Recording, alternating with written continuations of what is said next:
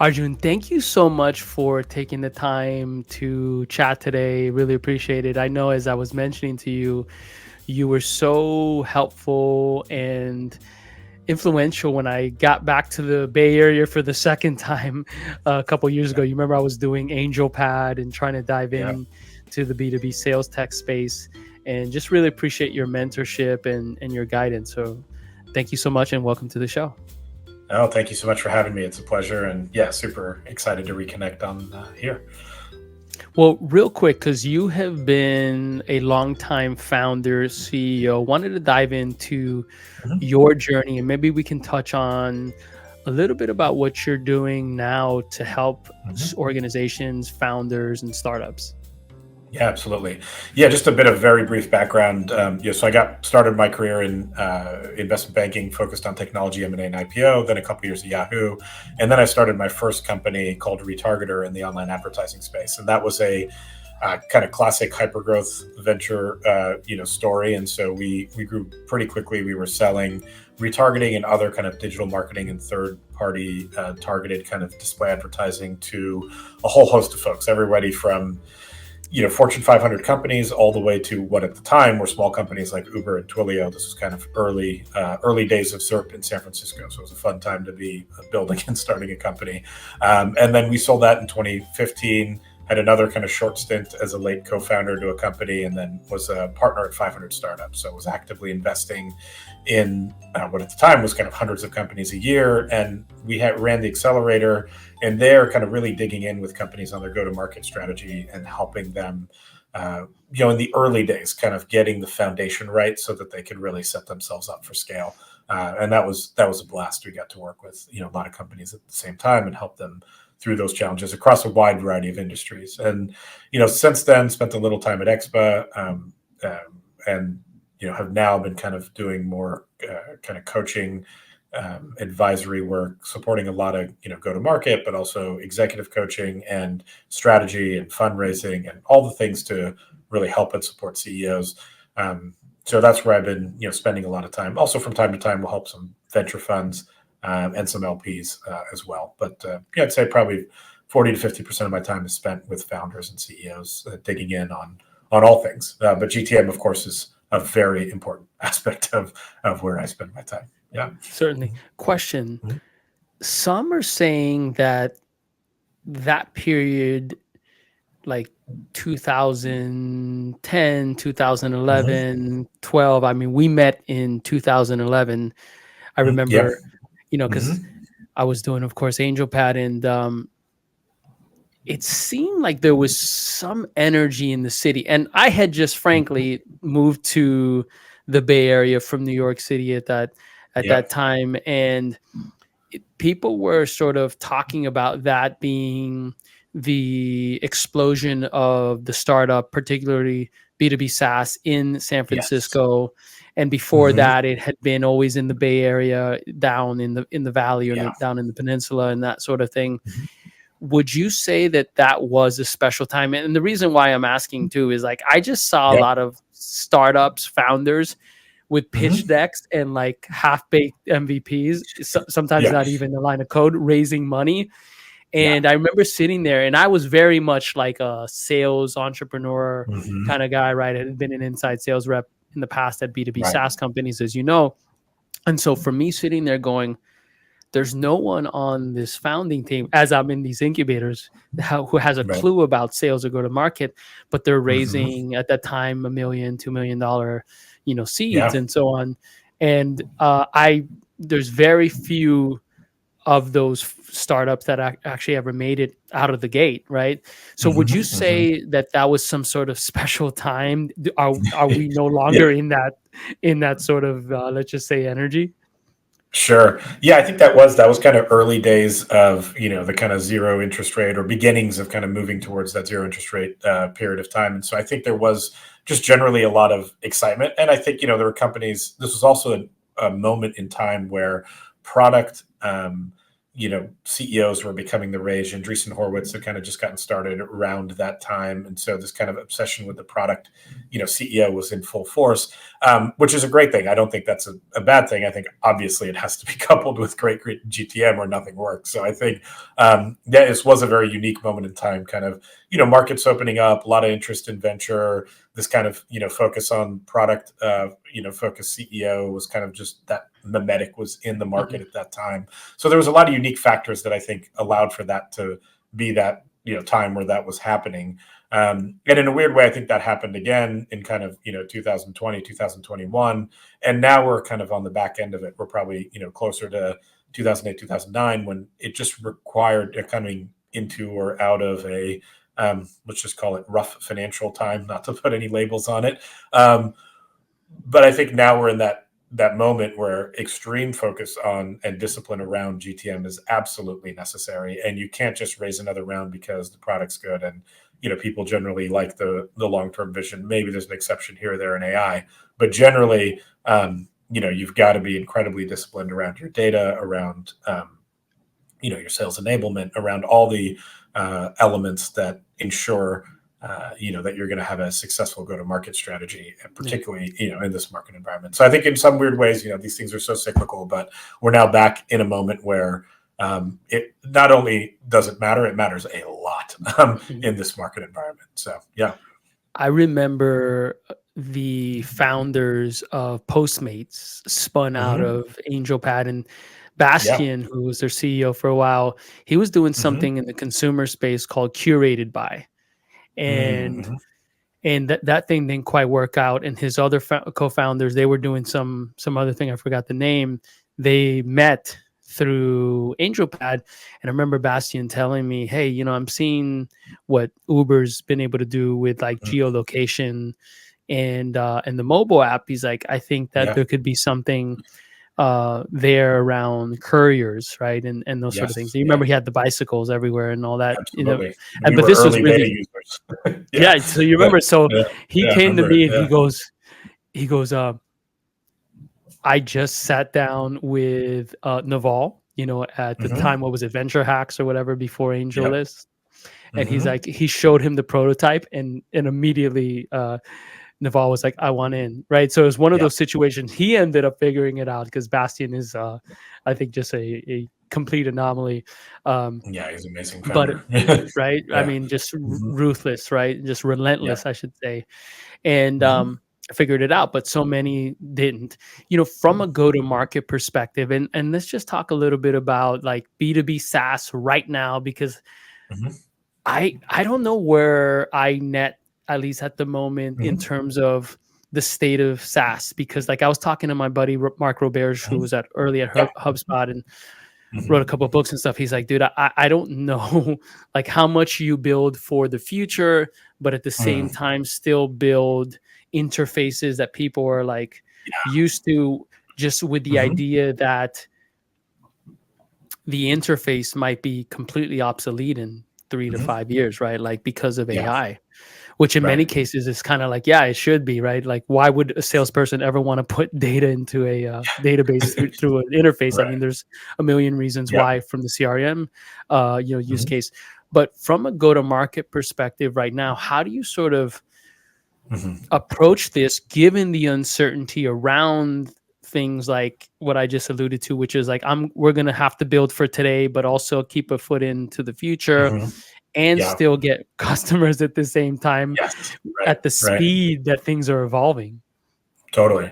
Yeah, this is one of those unique moments in the ecosystem where I think you have to be, hyper adaptive. Not that you don't normally, but it is especially true right now. And so I think on the product side, workflows and dashboards are still, generally the way people are going to engage with data or information or process things. So I imagine AI does a lot more of the work in the background, but you may still need kind of standard, consumer facing ways to ingest that information. So insights and, dashboards and visualizations, I think will still be required and necessary. But I think AI and it's already happening, is taking away a lot of that unnecessary workflow component in the middle that an AI can just handle that doesn't require a human touch. And so maybe you just need a screen to approve certain activities, or validate or confirm or add a subtle human touch to, but it doesn't require that monstrosity of a middleware workflow layer just to kind of take an action that AI now just does. So I'm already starting to see this kind of in products around where the AI is able to handle a lot of those activities. And then on the go-to-market side, I think it's actually fun to be able to use some of these tools. So I think there are some really exciting new tools that are being coming across now, just in order to create proposals, in order to write emails, in order to do personalization at scale, in order to ingest and understand accounts and potentially timing of renewals, or when you might need to engage. So there's just a lot of I think opportunities to be ahead of the curve, look for new solutions that can fit into your current workflow, and use those to accelerate your sales and marketing efforts. So I'm seeing some companies do that well. This reminds me a lot of the early days of the ad tech kind of marketing tech world, where the people who jumped on new channels and new kind of ad formats were able to get incredibly low CAC, and that was a driver of their business success. In a similar way, I think in this moment in time, we're seeing folks who can jump on new AI products and kind of inject them into their workflow are just getting massive kind of hopefully top line and bottom line kind of impacts from those AI tools. So I think it's a great time to stay sharp on what tools you might be able to integrate. And then on the product side, I think it's just a reminder to stay obsessive about customers, and make sure that you don't just do technology for technology's sake, but are actually solving real problems, and are injecting AI in a way that still respects how people like to engage with their data and with their work, but makes it better for them. So that's kind of anyways, in summary, kind of how I'm thinking about AI in this state of the world in both product and GTM. There's been a lot of content on LinkedIn. LinkedIn, as you know, has Yeah. become a very interesting Yeah. channel, and just way that people are working, right? Yeah. So there's been a lot of content about like the impact that AI is having on the way that we build businesses. I saw Mm. someone the other day, and this is probably something that's being spoken to, that the future of company building is going to be like this one person shop. And I don't know Mm. if you've seen that kind of I stuff, have, right? yeah. Like I get the thesis behind it, more efficient uh company building, and perhaps with less resources, right, or less Mhm. humans involved. I get that, right? Mhm. um but what's your take on it? Like, do Yeah. you see anything around the corner that might be interesting? I think there's a certain archetype of business for which that one person kind of business can make sense, and I think it's very long tail consumer, or like a niche kind of B2B kind of almost app or feature that can be a real company and it can scale. And I think if a lot of people need it, it doesn't it could be $100 million company, it could be even $1 billion company if it solves enough of a problem. But I do think that at the end of the day, humans want a relationship. And so if it's an enterprise sale, or if it's a large company or a complex product or platform, you're still going to manage those relationships and understand the business and understand and do kind of consultative sales to craft a solution that makes sense. That's a combination of both technology and people.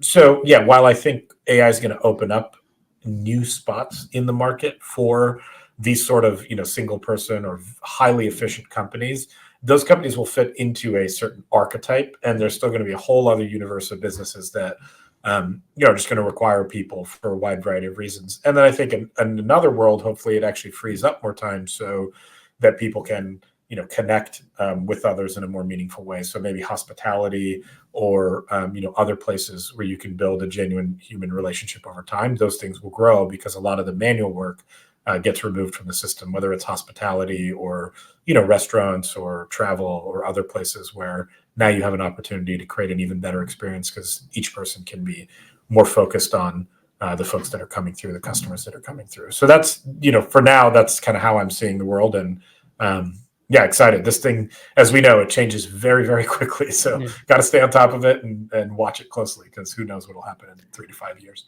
Yeah. Yeah, I mean, a year ago, generative AI and being able to generate copy for your website, right? um, using AI was like a thing. Now it's Mhm. kind of like it seems to be obsolete, right? Oh, it's like it's almost saying like, oh, my product's web based, right? It's Mhm. like, okay, Right, big deal, right. right? But Yeah. then even that took a lot longer to Mhm. adopt, right? From Yeah. on prem. From the perspective that you have done the founder thing successfully and found Mhm. product market fit, Yeah. what is that process look like? And what advice do you give founders around successfully finding product market fit? Yeah, so I think on product market fit, a lot of it is just kind of customer obsession and really leaning in and understanding, a couple of different frameworks. I think NPS is a great framework, and I think Rahul and the team over at Superhuman have a great article Mhm. on first round review around, how upset would you be, how disappointed would you be if you couldn't use the product anymore. So I like those kind of general frameworks. To help to understand, do you have product market fit? And I think there's another element of it, which is just really having, as a founder or as a GTM leader, that pulse of your customer. And there is the quantitative methods, which, some of those things I mentioned earlier, but there's also just day in and day out, if you have conversations with your customers and they are ecstatic, they're happy, they are, talking to you about how much this is solving their problems, and how material of an impact it's having on their business. Those are the other kind of, felt sense, kind of more, emotion driven ways to understand that you're also hitting product market fit. And sometimes you might not have the quantitative proof right away, but you know that you're onto something and you're almost there. And so one thing might be missing, but you're very close, because you can feel like, in the conversations you have day in and day out with customers, that you're headed in that direction. So I think I'm a fan of both the art and science of Mhm. aligning to PMF. It is definitely both.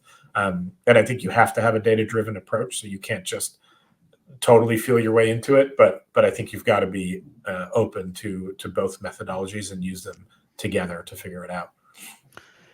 You talked about the quantitative component, and let's just say for the founder out there that is having these conversations, let's just say they have 10 customers, right? Mm-hmm. So early days, and Yeah. they speak to those 10 customers, and eight are just raving about the product Mm-hmm. and just super Yeah. engaged and all that.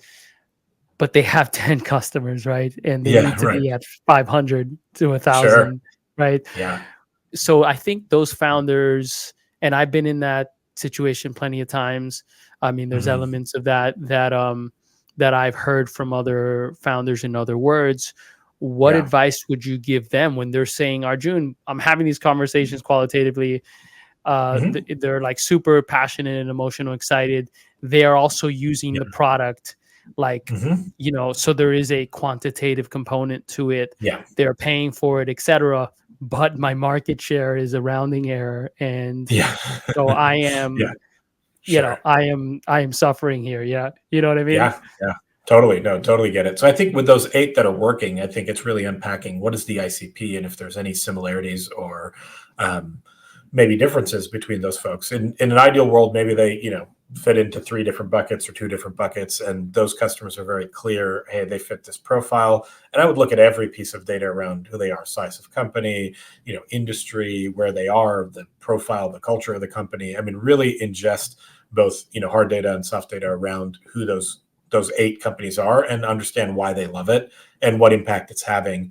And then I think on the back of that, you can use all kinds of different tools to find companies that are similar to that, and then go out on a very aggressive, outbound campaign that uses the language of, um, those folks that found it to be so successful. So I think language is a really important aspect of it. Use the words that they're using, use the phrases that they're using, understand the why behind why it's having such an impact, and then kind of bucket those into ICPs. Or maybe it's just one group. Maybe it's just trucking brokers in the Midwest that have 50 to 100 employees. Then find every single other person like that, and get the flywheel spinning so that you can get the growth you need.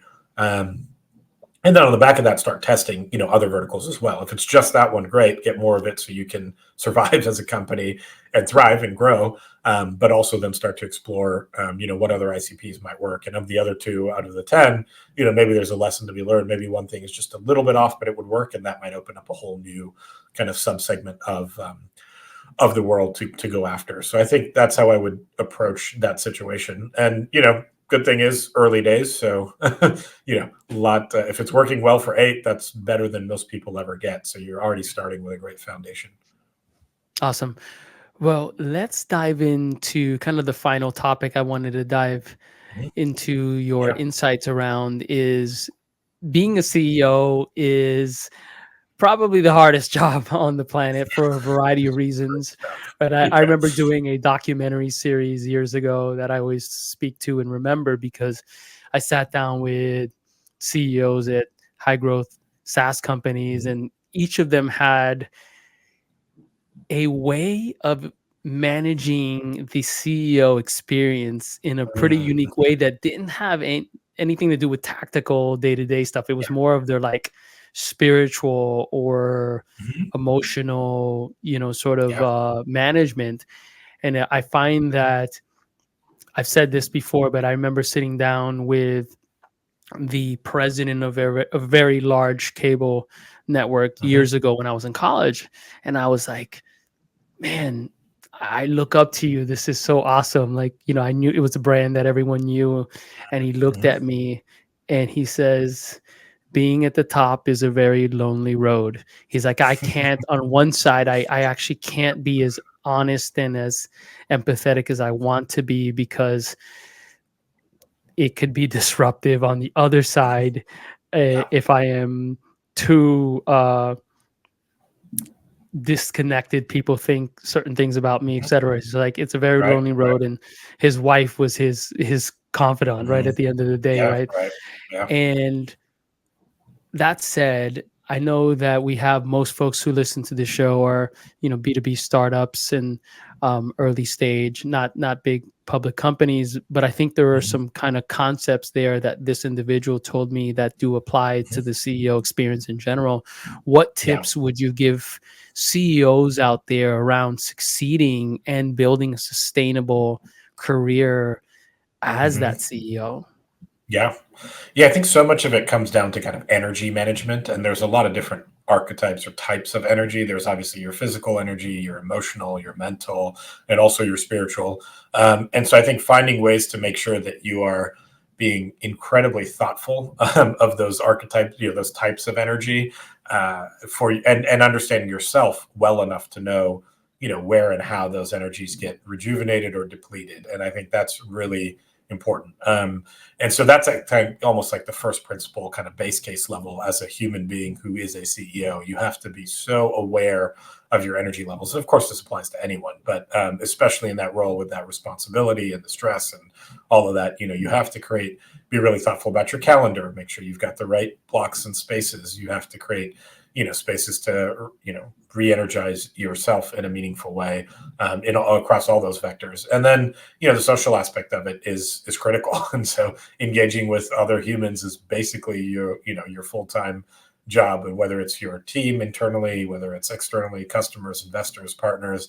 And so really, getting a good sense of what it takes for you to show up in the best way possible with other people. And then to that point, how do you communicate incredibly effectively?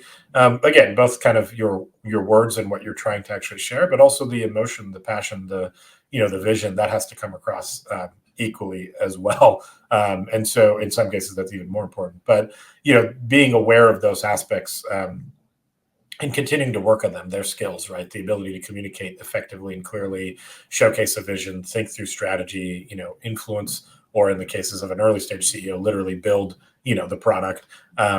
These things are all require engaging, with other people and being clear and level headed. In all the right ways. And so again, it's a learned skill, and I think it requires an awareness of all the different aspects and being very honest. Like, hey, yeah, my kind of spiritual grounding is going to have an impact on my business. If I haven't slept, of course, that's also going to have an impact on my business. So I think just being really dialed in and working with, like you said, advisors, spouses, coaches, whoever, to kind of help you calibrate that on a very regular basis, so that you can look at ground truth reality with no bias, is absolutely critical. So yeah, those are just some quick thoughts. There's a lot to unpack on kind of the more tactical Yeah. stuff, but since we went there on the energy side, I think that's a good place to spend some time.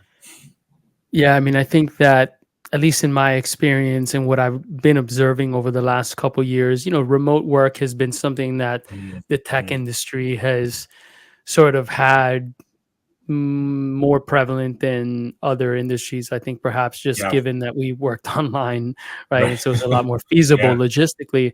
But as we Mm-hmm. have seen this massive shift across the board to remote Yeah. work, I think that these things are more important than ever, because Mm-hmm. for me it was really easy for me to leave like my office and for very much Mm-hmm. disconnect. Right. I don't, maybe very easy is a stretch, but like a lot easier Mm-hmm. versus now, where it's just like I Yeah. leave in a room, like I'm on a call and someone gets home in my family Mm-hmm. and I jump Mm-hmm. off a call and maybe I'm still wrestling with something that I'm chewing on from that call, and Yep. then I go into the room. So those sort of Yeah. like in a physical space, given that we work Mm-hmm. from home, I think that this type of stuff is way more critical again than ever. And I think like my personal Yes. opinion is that also to be mindful that you don't dump too much on your Mhm. spouse or Yeah, your yeah, family right, and too, your right? family, yeah, Because right, again, because you're in because close proximity, yeah. yeah, Yeah, because you're both physical close. distance is a proxy, yeah, Yeah. for some of that emotional clearing, or just that clearing work, or that resetting work. And so now I think, given that we have to work from home, you have to be able to do that kind of, emotional regulation and that reset work with much more efficiency. If you walk out the door and, your children are right there, and you're, like you said, you're still wrestling with something. In the past, you might have had a commute, or you might have had space, or you might have had energy with other people in the Mm. office to kind of process that. But now the requirement in this world is that you have to be so much better about that regulation and that awareness first, and then regulation second. It's challenging, but I think it makes us stronger for those who are able to recognize it and be aware of it. But it can also have a negative impact if you're not. And so I think that's something to be super cautious of. You mentioned a word that really touches me pretty profoundly because it's something I'm Mhm. constantly working on, and it's awareness, right? Mm-hmm. Developing that awareness, which I think is something that we all have to develop outside of business, right? In our Yes. lives holistically. But Yeah. any sort of practices or recommendations, is this something that you help coach founders with through Format One? Hmm. And how many? And I guess, yeah, any practices? How many practices should you put in place? Is there anything that Yeah. stands out around the awareness Mhm. development?